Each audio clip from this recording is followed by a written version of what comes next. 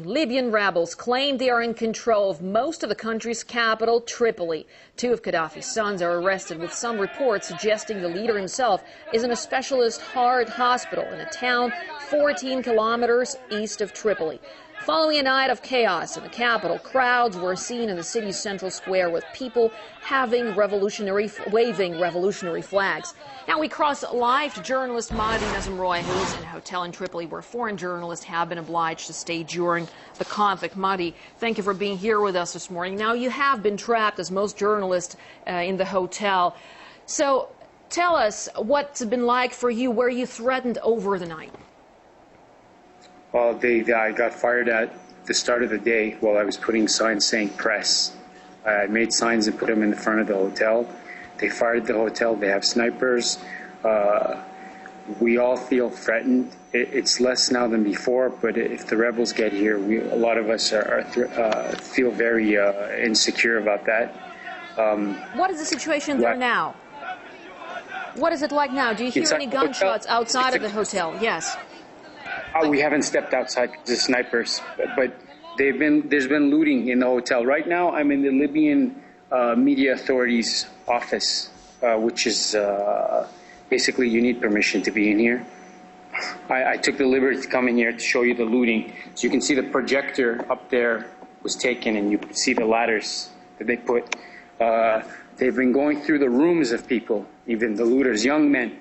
I don't think they were dangerous at all, but young men who've just come and gone into all the rooms and started collecting things. You could see they broke the doors, the locked doors, and again you can see the ladders to steal the projectors, computers.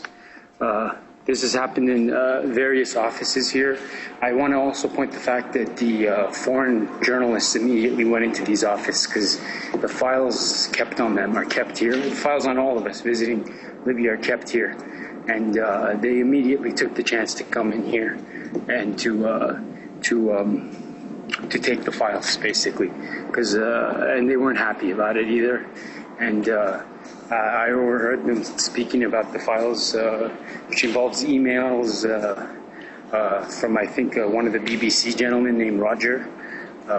Security-based files where he was in liaisons with London. What do you remember, Steve? I told you. Something like that. Because I kind of took a peek. As you can see, it's a ghost town, and we've all divided. We're not all together now. We're in different places throughout the hotel. Day and break has come here in Tripoli, and we're hoping that we will be safely taken out by an international contingent from the United Nations, not from NATO. The British are talking about evacuating this place only for 5 nationals, only for 5 of their people.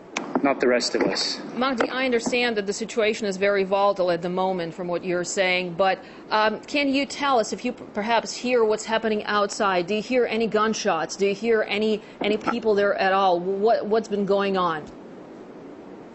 No, I haven't heard any gunshots. I have been in touch with local Libyans.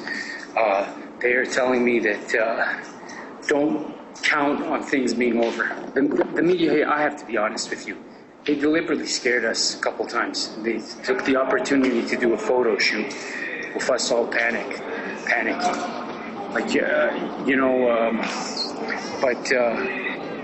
I think it's too soon to say. I don't think this regime's falling. I really don't believe it. And if what I'm being told is correct, it sounds very plausible because this is based on Yugoslavian tactics, which the Yugoslavians taught the Libyans. The Libyan military and Yugoslavian military had a lot of cooperation agreements, and there was a lot of training from the Yugoslavs here. So this could very well be the Yugoslav model was used here, with a mixture of local tactics and maybe even guerrilla warfare. Anyways, as you can see, there's some of the young men who are looting and are outside now. They're walking around. It's a ghost town. It really is. You told us earlier that there are snipers outside of the hotel. So who do you think they might be targeting? They were shooting at us, putting up. They shot at me, putting up a press sign. They shot at the hotel. Why do you think that international journalists might be the target? Yeah, there is firing now. Firing has started again. Firing has started again. Or I'm sorry. I'll repeat my question asked you earlier. So yeah. You told us that the snipers are outside of the hotel and they might be targeting you. Why do you think this is the reason? Why do you think they're targeting you, international journalists who are holed up in this hotel? Maybe Mr. Sarkozy wants a reason to send French troops here, just like he did in the Ivory Coast. You know, a couple of international journalists dead, saying there's chaos. We have to intervene. This is a responsibility to protect.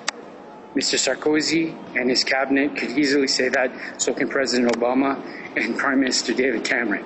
You know, a couple of us get killed for multiple reasons, not just that. There's a bloodbath in Tripoli, and they say we can intervene. It's our responsibility to protect. Since they have a responsibility to protect, I'd like to see them go into Bahrain or other parts of the world that are being bombarded. I never saw the responsibility to protect in Rwanda or in Gaza or in Lebanon. So this is preposterous. They were firing at us. Our hotel's been fired at. You know, I'm sure that my colleagues here from the other press agencies will say that they had soldiers in here or something like that. They'll say anything. Civilians, they're using civilian shields, but that's not the case. I'm sorry, I'm not going to lie. Even if they're going to kill me, which I'm afraid they might, I'd rather die. Well, Mahdi, tell us what's happening in your hotel now. How many international journalists are there with you? And tell us, what is the safety situation? I mean, I understand that it's not very impressive there at the moment, but can you describe what everyone is going through emotionally being there? We are going through, we are teeter-tottering, we are, you know, there's fear, there's anger, there's exhaustion. Let me tell you, a lot of people didn't sleep because of the NATO bombings. The NATO bombings kept us up before this even, because they did an intensive bombing campaign in order to have the insurgents arrive in the Libyan capital. So there was very intense bombing here, and this kept us up. And we're all obviously there's a bit of shock. Some of my colleagues, I have to speak to them very aggressively, but it's only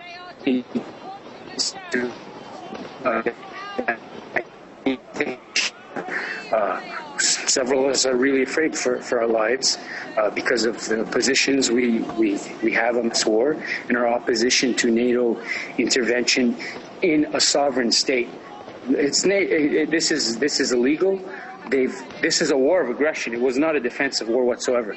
They did not protect civilians. That is preposterous. And if anybody believes they protected civilians, that is wrong, because they are bombing civilian facilities. They are launching an offensive. They launched an offensive into Tripoli. How is that? That's very Orwellian. They are not protecting civilians whatsoever. And my colleagues, when they go out, they report about a lot of things, but they don't talk about the civilian deaths, and there's been a lot of civilian deaths. We've been abandoned in this hotel. We've been left here, and we really like the international community, specifically an international initiative that is not NATO, which includes the Russian Federation, the People's Republic of China, and several other countries. You know, we have people from Iran's Press TV here. We have people from AFP here. We have people from Telesur, the Cuban National News Agency. All these nations should now speak outside of the contact group. We don't want the contact group because it's an aggressor here. We want a neutral configuration of the international community to come and get us out of here. I personally would. I can't speak for everybody, but there are some other people who hold the same views as me, and we really like to. You're in a very difficult situation. You've spent a night being an emotional roller coaster.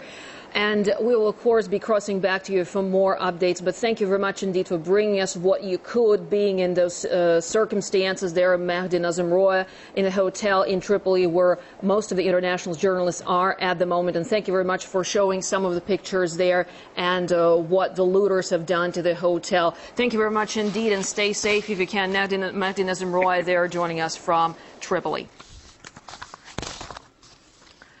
And as the mainstream media talks of people waving revolutionary flags all over Tripoli, some independent reports suggest Colonel Gaddafi may be regaining control. Journalist Mise feels it could be the Libyan leader's intentional strategy, I should say, to let the rebels in. I have heard reports that people have come out into Green Square and other parts of the city waving the green flag, and that the Libyan army is in control. Now, what we've heard is that the strategy of the Libyan government and army was to permit the rebels into the city, because previously they have been operating in sleeper cells, and therefore it was very difficult for the Libyan army to know who they were or where they were hiding. So this strategy was part of bringing them out of the woodwork to lead to a direct confrontation so that they could be dealt with quite swiftly. And also we have heard that the large tribes of Washafana, Wafala and Tahuna and other tribes came from their areas to Tripoli to join the battle.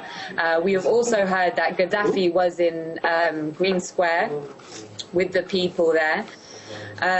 So this is the information that I'm hearing from our contacts across Tripoli. Of course, this is a huge turnaround of events, and if they do turn out to be, if they are confirmed in the coming hours, then it will be very interesting to see what this means for NATO and its forces on the ground, i.e. the rebels.